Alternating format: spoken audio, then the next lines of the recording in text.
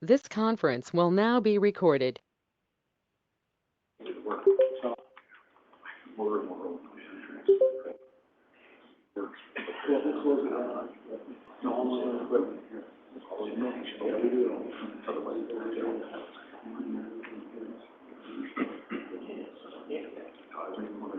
morning, everyone. It is 10:30, so let's start our November meeting of the Isicsb board. Holly, will you please call roll? Yes. Luke Erfelbein. Present. Mindy Benson. Curtis Woughton. Present, representing EMS. Michelle Bischoff.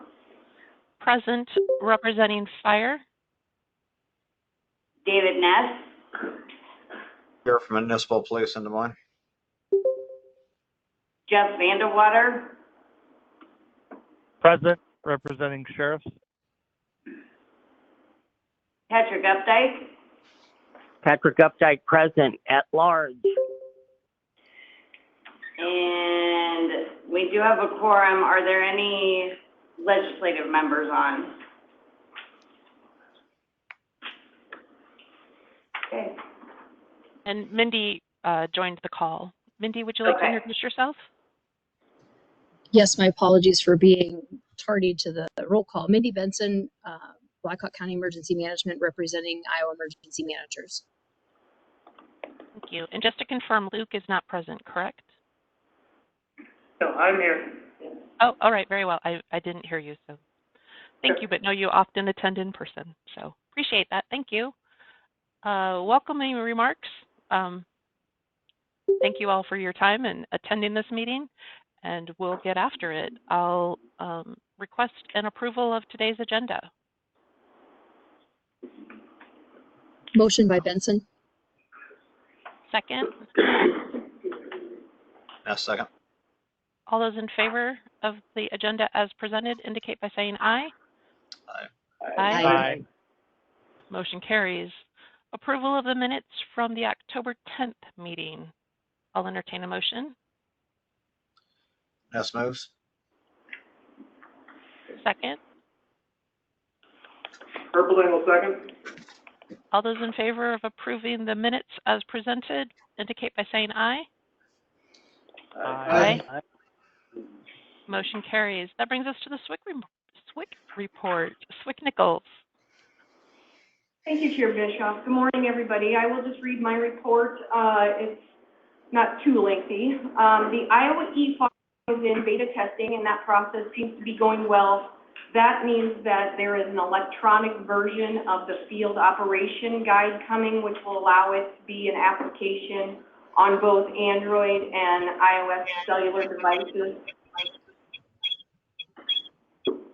We got some feedback there. It looks good to me. There are some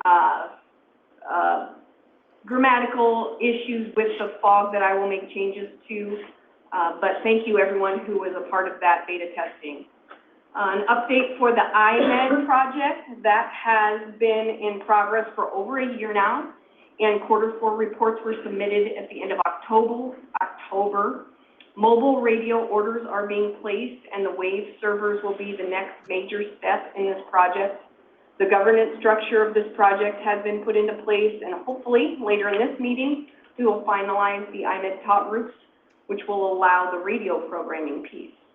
I do want to thank the grant team that is in place and all of the individuals who have lent valuable input to these documents and this project thus far. I also want to preemptively offer a thank you in advance to all of the medical professionals, public safety, and others who will give this demonstration project an opportunity for success, as well as offer feedback to the team and to the state in any gaps that we find, especially those who are willing to step outside of a comfort zone and try something new for interoperable communications and progress. This is an exciting time for Iowa and communication capabilities and growth. There has also been some major progress on the EMS communication plan through the Regional Communication Enhancement Support TA, or Technical Assistance. and a final rough draft is being prepared. Those calls are happening this week.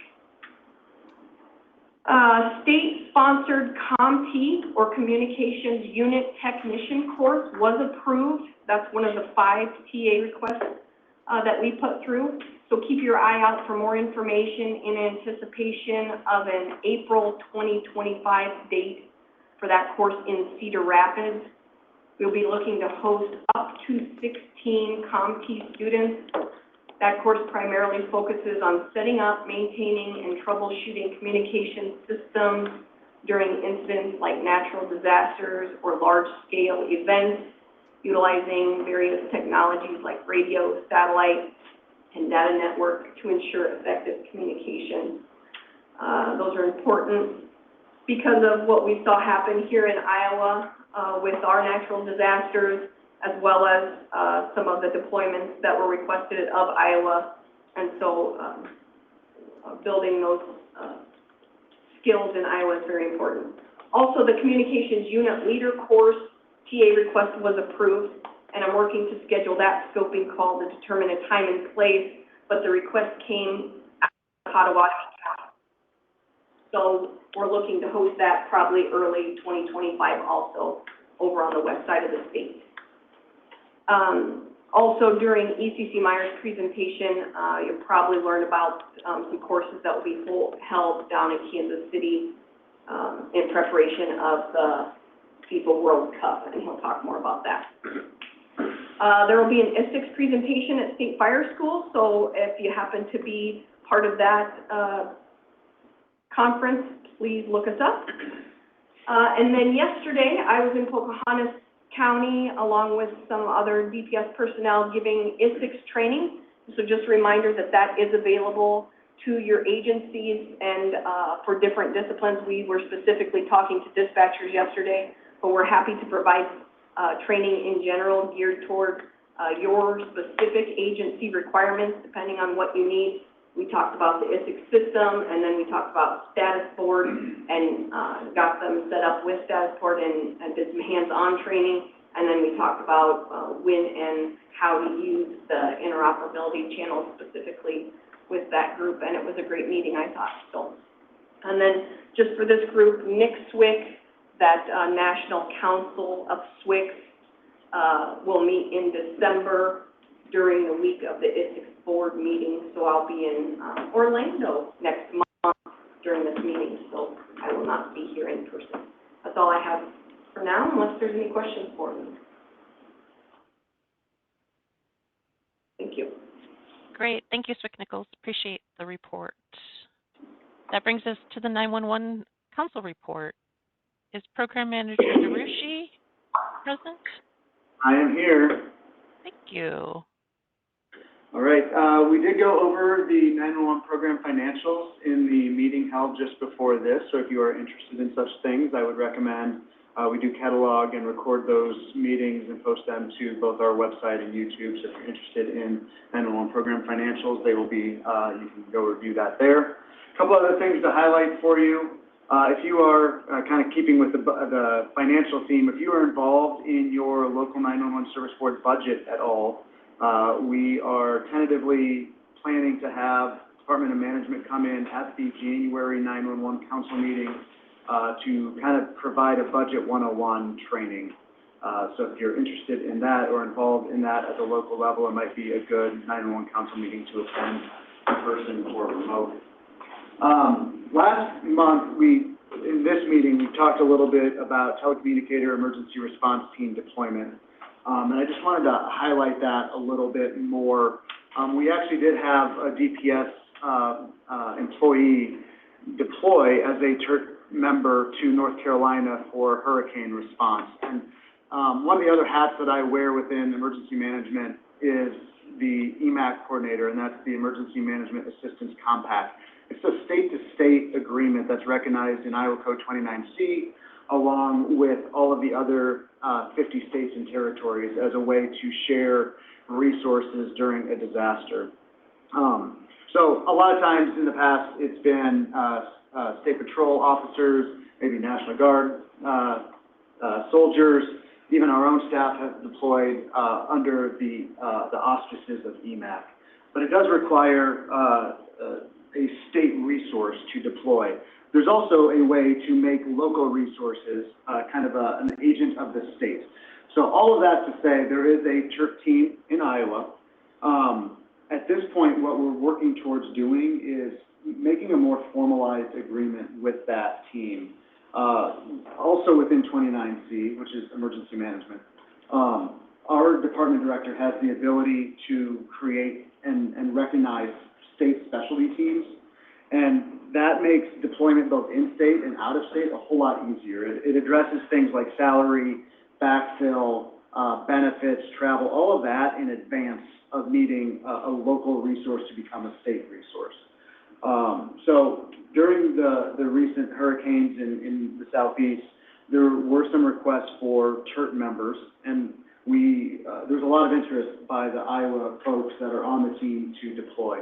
But because we don't have a quick mechanism to make them agents of the state on the fly, they were not able to deploy in that instance. So that's what we're working towards now, is to be able to recognize them as a state specialty team, which does all of that paperwork and all of that agreement stuff on the front end. So when if there is to be more requests down the road, those folks can get out the door a whole lot easier, and all those things are already covered and documented in advance. So again, all that to say, we did have a DPS employee deploy through EMAC to North Carolina, just under 14 days. And we were able to do that because that person's already a state employee. We didn't have to go through the process of making them an agent of the state, in air quotes. So in the future, we're hoping to get those team members out the door a whole lot quicker and easier. But just wanted to talk through that since I know it was brought up last meeting. And then after that, there was an actual member who deployed. So that really kind of summarizes my brief. I would take any questions from anyone. Great. Thank you, Blake. Are there any questions for Program Manager Darushi?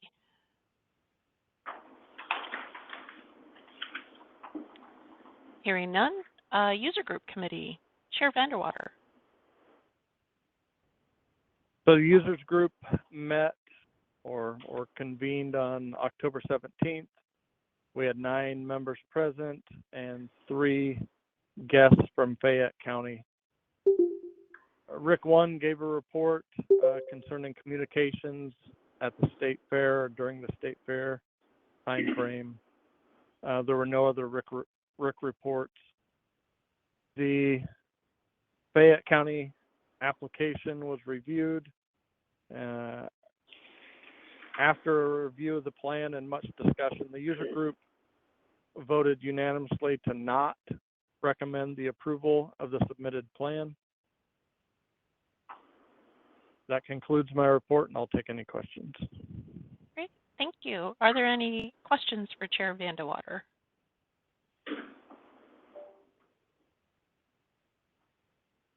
Finance Committee. The Finance Committee met and reviewed the financials. They are on the board before you or your screen. All of the transactions have been reviewed and are in accordance and customary for our process. The balance you can see there is $139,950.91. The reason for the increased expenditure is there were 3 pay periods. So that is why the difference from month to month. Are there any questions regarding the financials?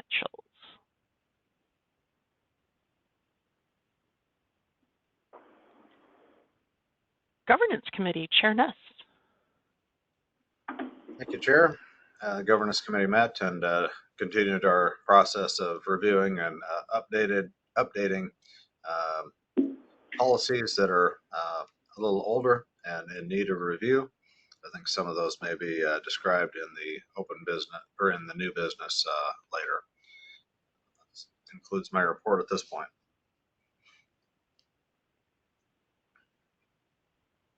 Are there any questions for Chair Ness regarding governance? Operations Committee, Chair Erpelding. operations met on November 6th. The initial meeting had limited members in attendance due to several conflicts. The meeting was later pushed to be incorporated with the IMED meeting to review several standards that have been out for 30-day comment. Swick Nichols has a little bit of information on that. Otherwise, we will be visiting those later in the agenda for approval. Yeah, exactly. We just discussed and reviewed the standards that are up to date in the agenda later. Okay. Conclude my report. Fantastic. Are there any questions for the Operations Committee or Chair Erpelding? Training and Outreach, Chair Wooten. Thank you, Chair. The Training Outreach Committee met on October 17th. There's no action items for the board. We just continue to work on the communications unit credentialing procedures. Made some numerous different sections and changes, edits, and returned it to Swick Nichols. That'll conclude mine. Great, thank you so much. Are there any questions for Training and Outreach and Chair Wooten? That brings us to the Technology Committee and Chair Updike. Thank you and good morning. Good morning. The technology, good morning again. The Technology Committee met on October 24th and November 7th, and we've been looking at this standard 2.4.1 regarding bidirectional amplifiers. And I'm a little bit ill prepared here today. I was going to show you that jot form that has been created, but we kind of decided to push the 2.4.1 standard off to the side because there's a jot form sitting out there where users who have bidirectional amplifiers can log that information in, including name, address, email, technical variables, GPS coordinates. And so on the November 7th meeting, what we did was we went through that jot form and made some, additions to it to make it more clear for the user, like standardizing GPS coordinates and identifying, whether it's a Yagi or omnidirectional antenna, that kind of stuff. And then included in that jot form is a place for the user to request a retransmission authorization document. And so I guess we're still looking at that, but it's something that if you can get that link and go look at, it'd be worth your time to do that. The next thing we dealt with, and Holly, can I share my screen? Yeah.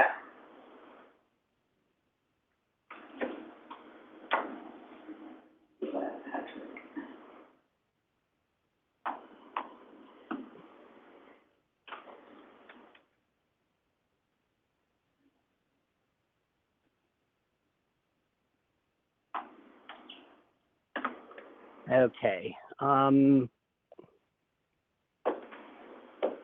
you see this?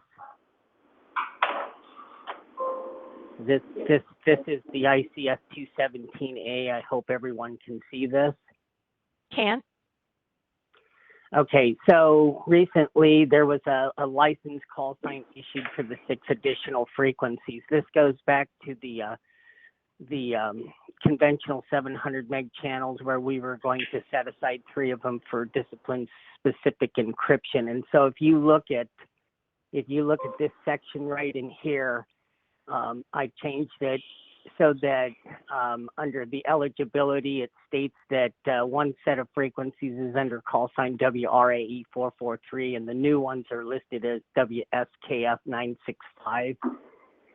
And so I pushed this out to all the technology members, and there was some question about this received MAC being 293, but that was just one person's concern, so I left it at that.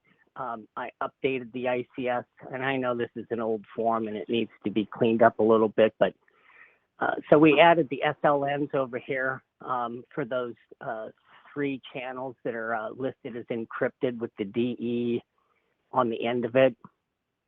And so we also did, through one of the suggestions of the members, that we put an example. So in this section here, talk group 0001 is for statewide use, and then we had talked about setting up a way for individual users to have talk groups on those channels. So in this case, you got Polk County would be C770 through C77F.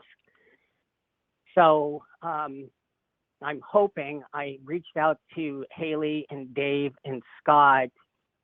I'm hoping that maybe we can program some radios, 2 of them with encrypted county talk groups on one of those channels, and 2 other radios with just the statewide talk group on it. And I'm hoping that we can do that. I can come up there. We would demonstrate that. Obviously, you'd want to program it, test it, make sure it works so it doesn't fail on you. And so the last thing I wanted to talk to the board and everyone about is what we did in the past here. If you look down at the bottom of this document, the way we've been doing this in the past is we call it version 2024-0119 because that was the last date that we changed this. And I know there was some standards policies through the governance committee about reviewing, how we do version numbers on that. But I guess my question is would everybody be okay to leave that version number with a date on it so we can track the changes on it? So the next version on this would be 2024 11 dash whatever. So any concerns or questions about that?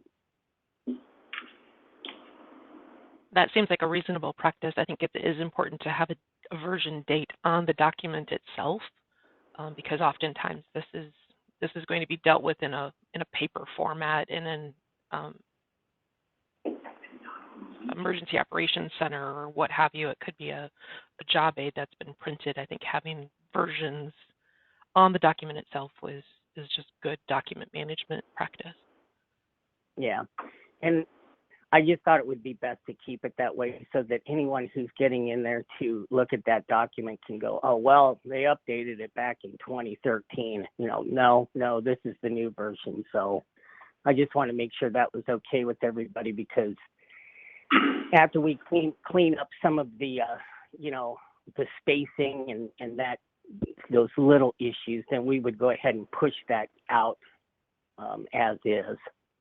So not asking for action or anything like that, other than, people be aware of that version number at the bottom.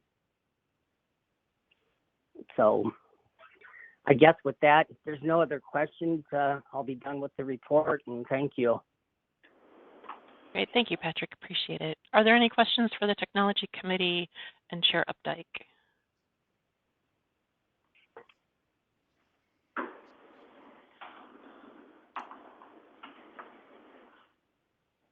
FirstNet Broadband Subcommittee, Chair Benson. Thank you, Chair Bischoff.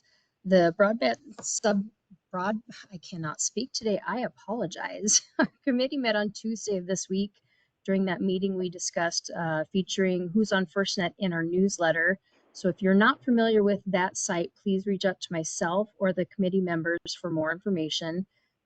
During our committee meeting this week, our AT&T partner Brad Steiner provided a presentation of FirstNet Rapid Response, which was very informative. And later on in this meeting, our AT&T partners will have briefings on their information. And if you have any questions, please let me know. I'm happy to answer those. If not, that's the end of my report.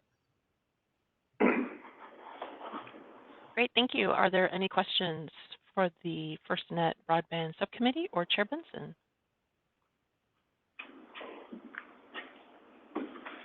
That brings us to other reports and information sharing of board members. Does anyone have information that they'd like to share with the other board members?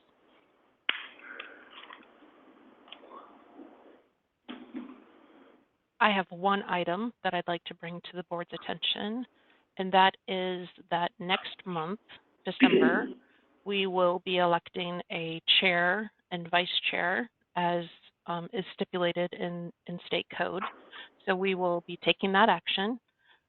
So be contemplating if who we'd like to nominate, and we will do that next month. As for myself, I am willing to share or continue on as chair if that is the board's desire. But we'll take that action next month. Patrick, are you willing to stay on as vice chair should the board desire that? Yes, that's fine with me. Appreciate it. Okay. So contemplate if you'd like to put up other nominations, but we will take that action next month.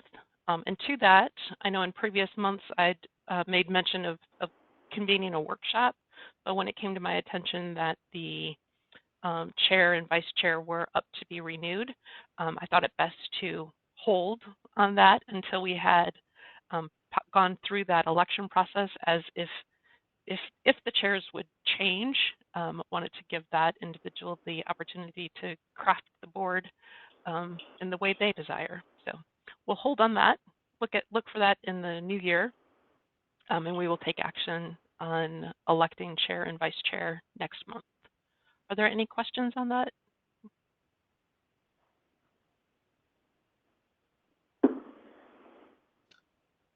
And are there any?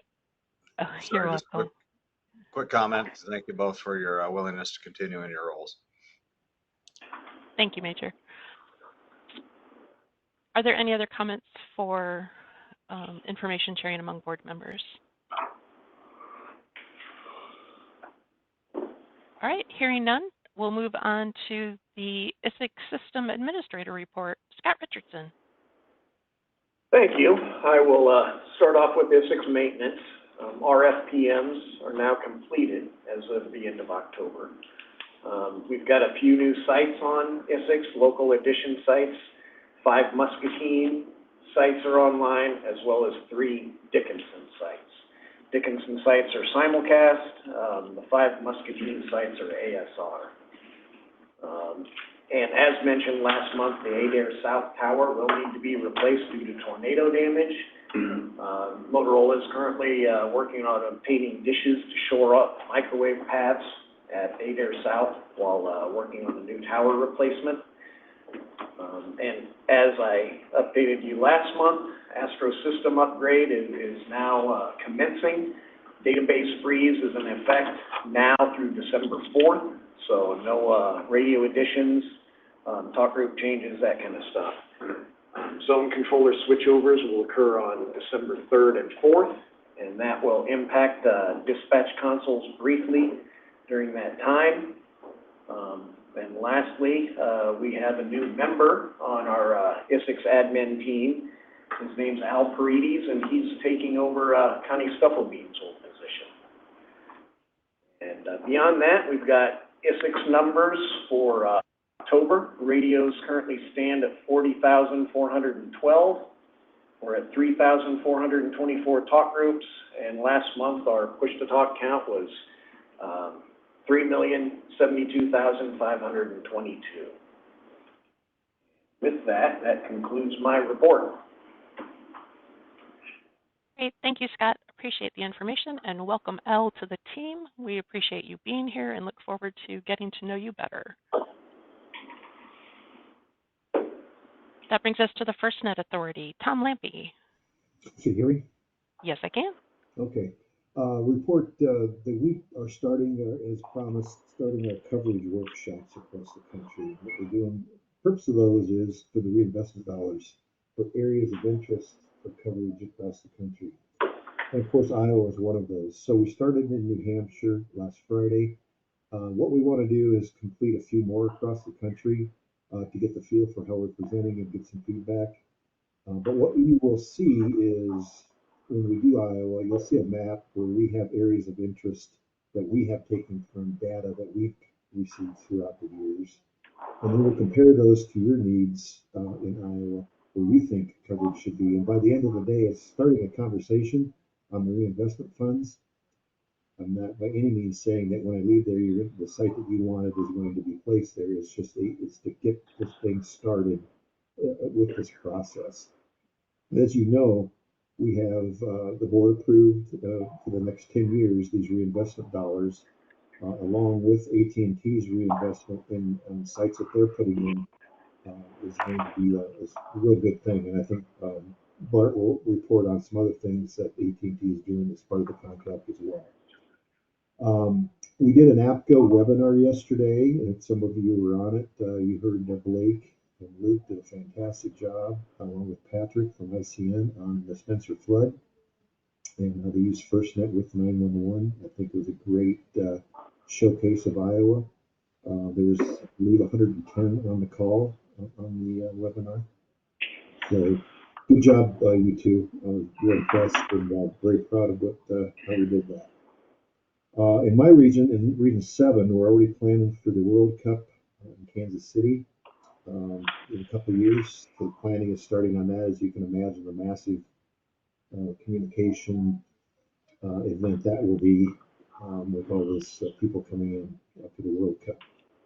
As far as conferences in 25, I need a little help if I could. If you have some conferences, I'd like to have at least 15 minutes at any conference that you have. If I could, just give an update on the progress that's going to be happening in 25. I'd like to keep everyone up to speed on the authority and this role and what we're doing as part of the contract with AT&T.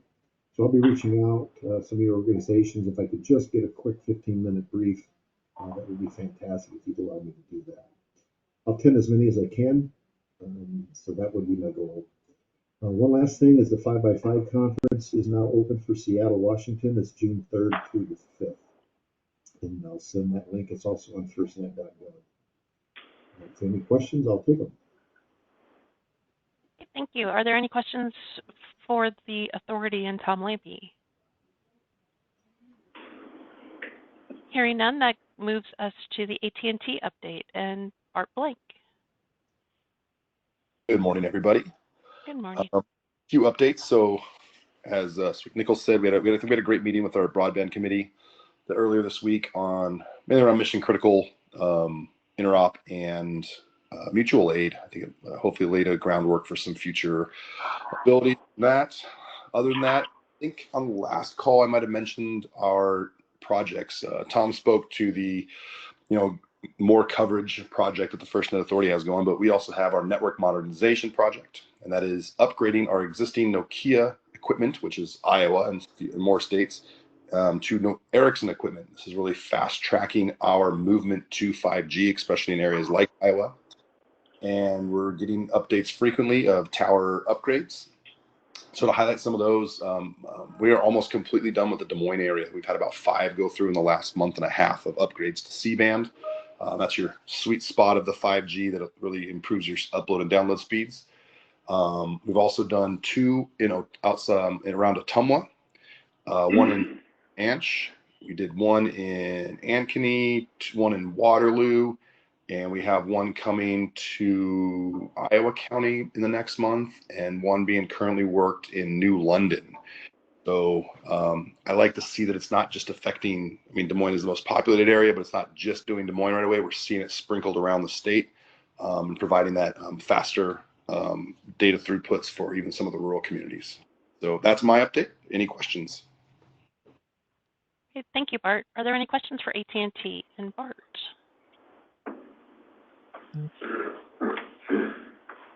That brings us to the CISA update and Chris Myers. Yes, thank you, Chair Bischoff. Can you hear me okay? I am parked on the side of the road, so I always want to ask. Yes, awesome. We can hear you just fine. Excellent. Thank you. And good morning to the board. Thank you for the time, as always. Want to start off this month by continuing on with an idea from Cybersecurity Awareness Month last month that came out about mid-month. It's called Secure by Demand. And what this does is it's an initiative that has brought forth the idea that really software security is a collective approach, both from the developers, the manufacturers, and the end users. And what this does for the end users is it provides questions for you as the one looking to procure this type of software to ask during the procurement process. And these questions are designed to give you an idea on how mature the security protocols are within that software suite you may be looking at buying. It makes all sorts of recommendations, such as the idea of a software bill of materials. That seems a little bit like a foreign concept, especially when you think about software as just code and ones and zeros. But what the software bill of materials basically outlines is if that software suite that you're buying uses something else, like if it's built on open source software, what type of programs and libraries does it use? It gives you a way to ask to get a listing of those types of things, because those types of libraries and code that's borrowed from something else can be a potential vulnerability. And if you have an idea of what's in the software you're buying, you're going to be more well positioned to handle any vulnerabilities that may arise with those things that software platform is built off of. It also talks about identifying a roadmap and a plan to eliminate classes of vulnerabilities within those products you are buying. And in this case, some of those manufacturers have voluntarily willing disclosure plans for their customers. There's also this idea that a publicly available disclosure policy is going to benefit both sides of the space, both the consumer and the provider, in the sense that everybody's going to end up with a more secure product in the end. You can learn more about the Secure by Design Pledge and Secure by Demand on our website, CISA.gov, and just search for Secure by Demand, and that guide will come up. And you'll also see a list of software providers that have voluntarily pledged to follow that as well. On the next slide, I do want to talk about some interoperability things with respect to radio for the Coast Guard if you work with them. The Coast Guard is working on updating some of their channel naming conventional nomenclature. They are moving to the International Telecommunications Union, or ITU, channel ID standard. For those of you that are familiar with the two-digit U.S. channel names, those are going to stay the same. If you have 09, it's going to stay 09. But for the A and the B channels, this is where the changes are going to take place. A channels are typically used within the continental U.S., and they will now, instead of being something like 01A, they will now be 10-1. So instead of an A at the end, they're going to have a 10 appended to the front of the channel ID number. A little bit confusing, but in the end, it's just replacing the A with a 10 and moving it to the front. For those of us that have connections to the Coast Guard outside of the U.S. and international waters, which is probably very few here, but just in case, the B channels will now start with 20. So if you had, say, 01B, that will now be 2001. So if you do want to learn more about the Coast Guard's changes, because you work with them more frequently, which this would likely be along the Missouri and Mississippi rivers, you can go to the website below, or you can reach out to me. I've got some contacts at the Coast Guard. I can get you in touch with Sonia or Todd, and they'll be able to help you get set up with the new nomenclatures and things like that. The good news is there's no documented changes to any of the programming, so that will stay the same regardless of whether it starts with an O or a 10 or ends in an A. So on the next slide, I do want to go over something that came up a couple weeks ago with respect to encryption. You may have seen in the news that there were some Chinese researchers that claimed that they had cracked encryption. And in some cases, the news articles took it a step further and said military-grade encryption had been cracked. That is not necessarily the case, and actually it's quite far from it. What this group in China did was they leased computing time on a quantum supercomputer based in Europe called D-Wave. And what they did eventually is that they were able to get to a 22-bit RSA key. Now, RSA is one of the many, many types of encryption that's out there, and it's existed since the late 70s, so it's been around quite some time. They got to the 22-bit variant of RSA, and this would be semi-alarming if you didn't have the context necessarily saying that you probably haven't used 22-bit RSA since the early 90s when Intel came out with their Celeron processors, and I think all of us are probably old enough to remember that time. Now, RSA is still used, but it's a much bigger key. They use RSA 2048 or higher now, And typically it's used for digital signatures that you'll find in PDFs, securing emails, or if you're establishing some sort of computer-to-computer connection, RSA is normally what's used for that because it is relatively easy and straightforward. The reason it's easy and straightforward is that unlike our AES keys that are letters and numbers, you generate an RSA key by basically multiplying two large prime numbers together, and that's what it's based off of. Now, all this sounds scary because, again, they were able to figure out how to get into a 22-bit key, but what does that actually compare to? On the next slide, we're going to talk a little bit about how AES compares to RSA. AES by default is much, much more robust than RSA. For example, the AES 256 that you use on your radio system, if you wanted to find the equivalent RSA key, it would be RSA 15,360. AES is much, much more complex, and they're nowhere close to breaking that. Just for perspective, as far as pure numbers go, RSA 22 has a potential of just shy of 4.2 million combinations. AES 128, there's far more combinations with far more letters and numbers than you have in RSA. I don't know how to pronounce that number. I'm not even going to try. AES 256 is even longer. And the only thing I can tell you about AES 256 with the potential combinations is that there are 78 digits in that number. Again, not sure how to pronounce that. If you are curious, the researchers at this point are going to have a better chance of cracking lottery jackpot combinations, as there's just over 292 million potential combinations with the lottery, and they're much more closer than that than figuring out encryption. So what that boils down to is all the time and effort the board, DPS, and all the agencies that are involved with Isicsb have spent on AES 256 for voice encryption. It is still time well spent. AES is expected to be secure for quite some time yet. So good news there. A little bit of context goes a long way with respect to encryption. On the next slide, I do want to make you aware of a cybersecurity threat that is out there now. It's called EDR Silencer. This is a new malicious tool that was designed to interfere with endpoint detection and response software or hardware that may be on your system. You typically use endpoint detection and response to monitor what computers are doing on the network, what they're connecting with, and if something bad happens, it's designed to let the administrator know that something weird is going on. What EDR Silencer does is it silences those initial defense mechanisms and detection processes that are used to make sure a system is safe. If that EDR system is silenced, what that allows the attacker to do is move laterally, exfiltrate data, inject ransomware, or just engage in general espionage without being detected. It disables all sorts of things, notifications, system telemetry, alerts, or other data, and this may affect some other things as well, such as logs. So while this is a scary thing, there is some information out there on it. Now, this is not an endorsement of any one specific company or their products, but there is a US-based security company that released a report on EDR Silencer. I think the best piece of advice I could possibly give you here is to go find that report online. You can just search for it from the vendor's website. Again, not an endorsement.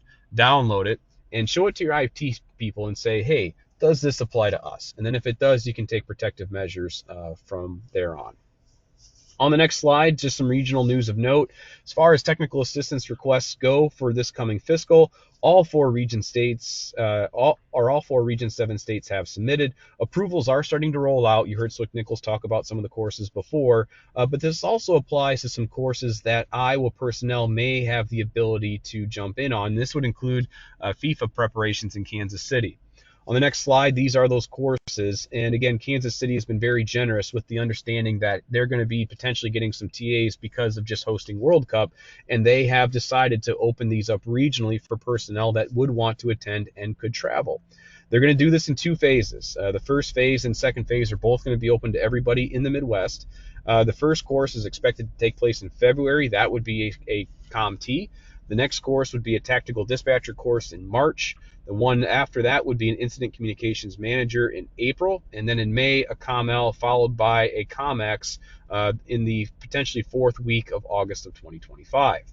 Phase 2, there's going to be another COML and an INTD and a COMEX. The key thing here is that in October of 2025, they're looking at potentially hosting an ITSL, Information Technology Service Unit Leader. There has not been an ITSL course hosted within Iowa, or really that many other Region 7 states. I believe only Kansas has been able to host them so far. But what the ITSL is think of the analog to the COML, but in the IT space. It is designed to figure out ways and pathways to make sure that responders can have data in an austere or semi-austere environment in the field. It's a good course, having had a chance to sit in on it myself, and I believe Deputy Swick-Walzer has also had a chance to sit in one of the betas or the Charlie courses for that a few years ago. So this is the TA schedule for FIFA as it stands as of today. If you do have any interest or know of someone else that has an interest to maybe sit in on some of these courses, let me know. I'll get you in touch with the Kansas City Planning Group, and we'll see what we can make happen. That is my report for the month, Chair Bischoff. I can go ahead and take any questions. Great. Thank you so much. Are there any questions regarding this as the update or for Chris Myers? Great. Thank you all for your reports. That brings us to old business, of which we have none. And moving on to new business. Item A, approval of a 30-day comment on Isicsb Standard 7.1.0, Standards Compliance Evaluation Non-Compliance Procedures. Does anyone have some introductory comments regarding this standard, or do we just need to take action? Swick-Nichols, perhaps? Yeah, sure. So this is one of the standards that governance is reviewing in their regular 3-year review. And if, Holly, you can scroll down, you'll see that there has been some draft language to include some procedures in the case of imminent threats to the system, major damage or disruption to the system, or minor consequences to the system based on use by system users. And these would be the steps that would be taken by the Isicsb board and the system as a whole to rectify problems if there was some misuse of the system itself. So just some steps to take, including imminent threat, so that system administrators could shut down users if necessary, which is also written in some other places, but also verified here. So this initially was just a evaluation type standard, and it when we were reviewing it in governance, the committee sort of thought it didn't say much of anything. So we put some meat to it and thought we came out with something that made it applicable to what it should be. I would take any questions if necessary, and governance was looking for a 30-day comment period for the recommended changes here. Great, thank you. Are there any questions on the item? All right, I would entertain a motion to approve a 30-day comment period on this standard. Vote for motion. And a second? Yes, second. It's been motioned and seconded. All those in favor of having a 30-day comment period for standard 7.1.0 indicate by saying aye. Aye. Aye. All those opposed? Motion carries. Adoption of Isicsb Standard 1.5.1, Medical Interoperable Communications. Swick-Nichols, would you like to brief on this? Sure, yeah. 1.5.5 is the standard that's being brought to us from the grant project, the IMED grant project, and also the operations committee. Holly, do you have that pulled up? Hold on. There was one comment and one minor change to this standard that I would like. I didn't know you wanted them. Yeah, sorry.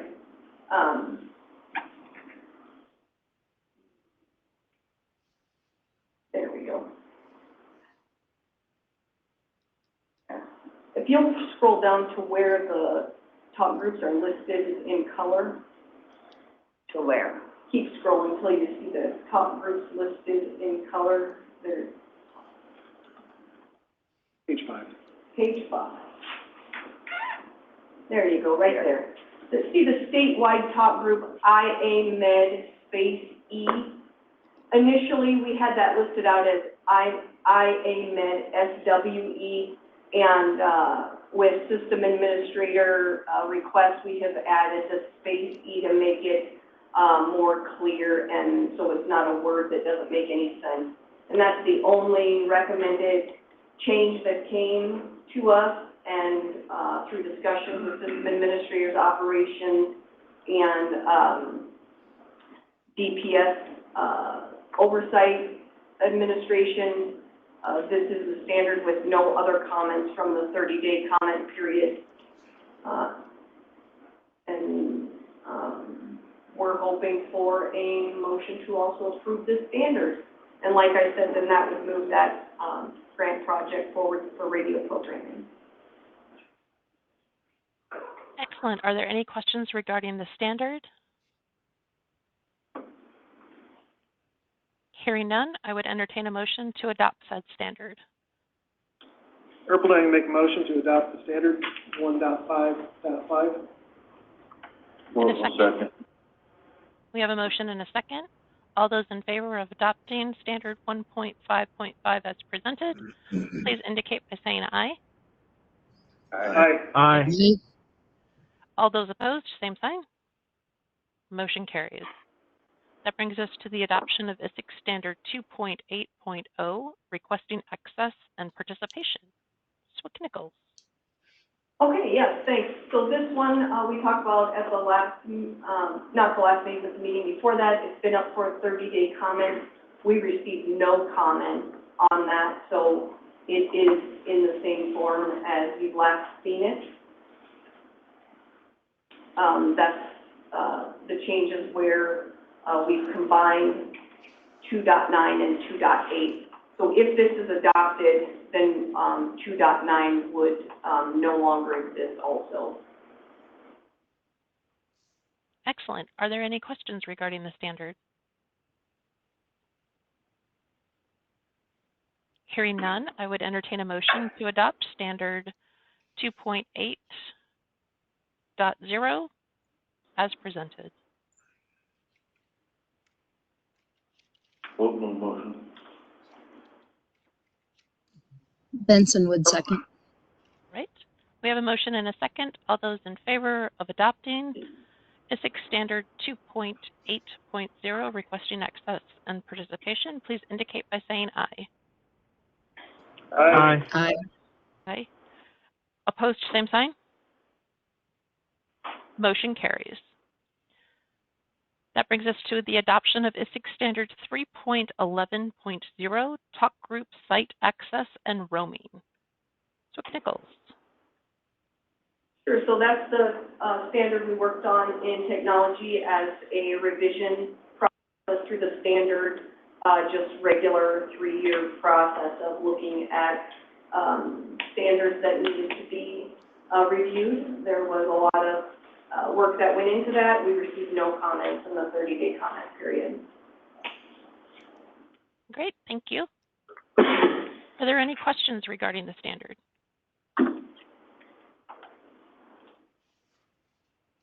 I would entertain a motion to adopt Isicsb 3.11.0 as presented. Vandewater. Erpelding make a motion. Okay. I heard Vandewater making the motion and Erpelding second. Is that acceptable? Yes. Excellent. All those in favor of adopting Isicsb Standard 3.11.0 as presented indicate by saying aye. Aye. Aye. Aye. Opposed, same sign. Motion carries. That brings us to adoption of Isicsb Standard 5.1.0, Hospital Access. Nichols. Okay, thank you. So this standard was updated based on the IMED project as well and through the operations committee, just bringing it up to date based on current practice. We received no comments in the 30-day comment period. Great. Are there any questions regarding this standard? Hearing none, I would entertain a motion to adopt Isicsb Standard 5.1.0 Hospital Access as presented. Open motion. And a second? Yes. We have a motion and a second to adopt Isicsb Standard 5.1.0 as presented. All those in favor signify by saying aye. Aye. Aye. Opposed, same sign. Motion carries.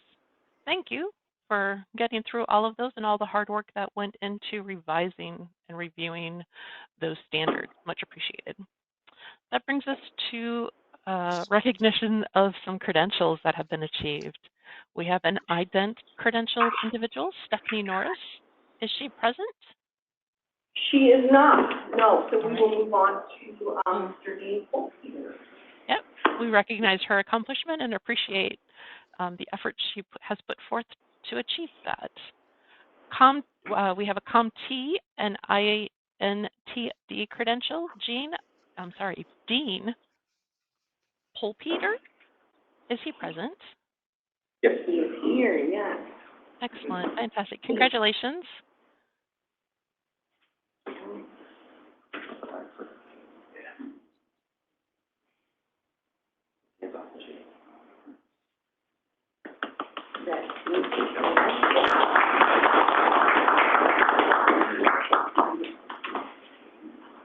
Congratulations. Thank you very much for all your hard work. And then we also have Chair Bishop Gabriel Starling in the room. Excellent. They also have achieved the ComT and the INTD credential. Congratulations.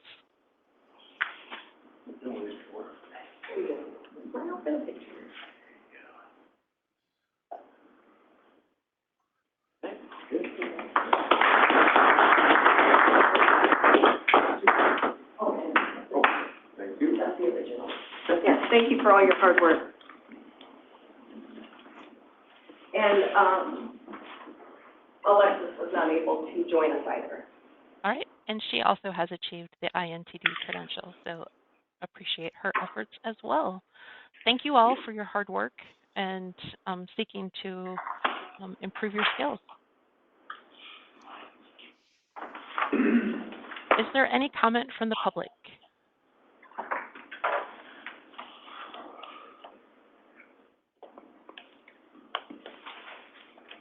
Hearing none, I would entertain a motion for adjournment.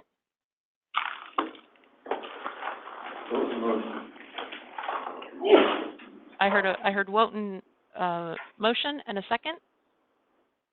Yes. Nessel second. All those in favor of adjournment, please signify by saying aye. Aye. Aye. Opposed? We sit adjourned. Thank you all very much, and we will meet back in December with elections of chair and vice chair in addition to our regular meeting. Thank you very much. Have a great day.